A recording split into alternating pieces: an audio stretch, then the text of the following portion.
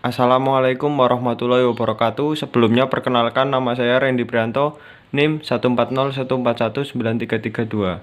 Kesempatan kali ini saya akan mencoba menunjukkan resum singkat saya tentang materi mata kuliah konsep dasar IPA lanjut. Yang pertama ada materi pengukuran besaran, yaitu sesuatu yang dapat diukur dan dinyatakan dalam angka atau nilai. Terus ada pengertian satuan, salah satu komponen besaran yang menjadi standar dari suatu besaran. Ada besaran fisika, yaitu besaran pokok, besaran turunan. Ada juga satuan internasional, syarat-syarat satuan. Yang pertama yaitu berlaku di berbagai negara, bersifat tetap, tidak berubah karena pengaruh apapun, mudah dihasilkan kembali oleh siapapun yang memakainya. Selanjutnya ini ada tabel besaran pokok, salah diantaranya panjang, lambang besarannya L besar, satuan meter, dan seterusnya. Ini ada tabel turunan, ada alat-alat pengukuran, alat pengukuran panjang yaitu mistar, mikrometer, jangka sorong. Untuk mengukur massa ada neraca, dan waktu ada arloji atau jam tangan. Terus ada juga stopwatch. Untuk mengukur suhu ada termometer.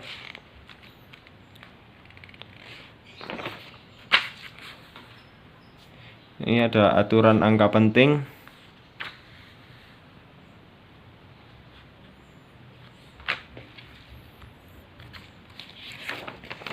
Selanjutnya ada materi zat dan perubahannya. Di sini ada pengertian zat, yaitu sesuatu yang mempunyai massa dan menempati ruang. Ada unsur, zat yang tidak bisa diuraikan lagi menjadi zat yang lebih kecil atau lebih sederhana.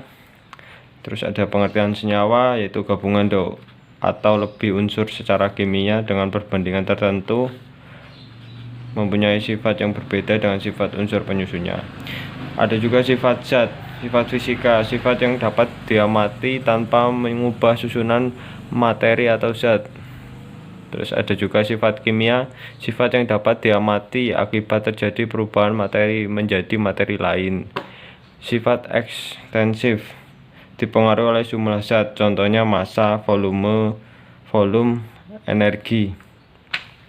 Perubahan zat, perubahan fisika tidak menghasilkan zat baru, hanya melibatkan perubahan bentuk atau wujud zat. Contohnya beras menjadi nasi, lilin meleleh. Perubahan kimia menghasilkan zat baru yang berbeda sifatnya dengan zat asalnya. Contohnya fotosintesis, telur membusuk. Ini ada perubahan wujud materi, yaitu dari gas menjadi cair dinamakan mengembun, cair menjadi padat mencair, cair menjadi padat membeku, padat menjadi gas menyublim, gas menjadi padat kondensasi, padat menjadi cair mencair, cair menjadi gas mengembun. Ini ada penjelasannya, mencair apa, menguap, membeku, mengembun, menyublim. Selanjutnya ada materi kinematika. Gerak adalah satu kata yang digunakan untuk menjelaskan aksi, dinamika, atau terkadang gerakan dalam kehidupan sehari-hari. Kinematika adalah ilmu yang mempelajari bagaimana gerak dapat terjadi tanpa memperdulikan penyebab gerak tersebut. Ini ada rumus kelajuan, rumus GLBB, dan juga disertai keterangan. Ini ada rumus percepatan, ini ada tabel volume, dan juga disertai keterangan. Selanjutnya ada materi dinamika, yaitu gaya, gerak, energi, dan tekanan. Ini ada pengertian gaya, tentang gaya yang berpengaruh terhadap gesekan, bentuk, ukuran, dan arah gerak. Sifat, menurut sifatnya. Terus ini ada juga resultan gaya atau gabungan gaya, yaitu gaya searah, gaya perlawanan, gaya saling tegak lurus.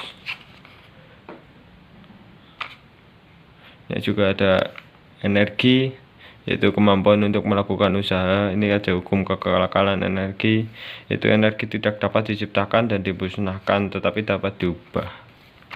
Ini ada macam-macam energi, yaitu energi potensial, energi kinetik, energi mekanik, disertai juga ada rumus dan keterangannya. Pesawat sederhana. Pesawat sederhana adalah semua alat bantu yang semuanya sederhana dan mempermudahkan pekerjaan manusia. Ini ada jenis atau macam-macam pesawat sederhana. Ada tuas atau pengungkit, itu ada 3, yaitu tuas pertama, ini beban, titik tumpu, kuasa. Tuas kedua, tuas ketiga. Selanjutnya ada bidang miring. Ada juga katrol. Katrol digolongkan menjadi 3, yaitu katrol tetap, merupakan katrol yang posisinya tidak berpindah. Terus ada juga katrol bebas. Pada posisi katrol bebas ini tidak pada tempat. Selanjutnya ada katrol majemuk, merupakan perpaduan dari kedua katrol sebelumnya. Selanjutnya ada materi, gelombang, dan bunyi. Ini ada pengertian gelombang, yaitu getaran yang merambat melalui medium atau interaksi yang membawa energi dari satu tempat ke tempat lain. Ini ada jenis-jenis gelombang, yaitu berdasarkan arah, berdasarkan amplitudo, berdasarkan medium rambatnya. Ini ada bunyi, merupakan gelombang longitudinal yang arah lambatnya sama dengan arah getarannya. Ini syarat terdengar bunyi, yaitu adanya sumber bunyi, adanya media, yang tentunya juga ada indera pendengar. Ini ada rumus cepat rambat bunyi, disertai keterangan. Selanjutnya materi optika. Ada sifat-sifat cahaya, sifat bayangan yang dihasilkan cermin datar, yaitu maya, tegak, sama besar dengan bendanya, menghadap terbalik dengan bendanya. Ini lensa cembung dan cermin cekung bersifat konvergen, F+. Lensa cekung dan cermin cembung bersifat divergen, F-. Ini ada pembiasan cahaya, pengertian pembiasan cahaya, ada dispersi cahaya pengertiannya. Selanjutnya materi, suhu, dan kalor. Ini ada suhu, jenis-jenis skala termometer. Ini ada pengertian kalor. Ini ada rumus kapasitas kalor, juga ada rumus kalor jenis. Ini keterangannya. Selanjutnya materi listrik. Ini ada listrik statis, ada rumusnya, juga disertai keterangan. Ini listrik dinamis.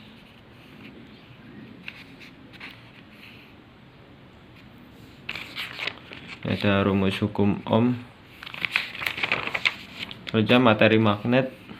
Ada kemagnetan, terus jenis-jenis magnet. Materi bumi dan alam semesta. Ini ada pengertian bumi, terus sumber daya mineral, materi udara, ini pengertian udara, terus tersusun dari campuran apa udara ini, yaitu campuran nitrogen 78%, oksigen 20%, argon 0,93%, dan karbon dioksida 0,30%. Ada pengertian oksigen.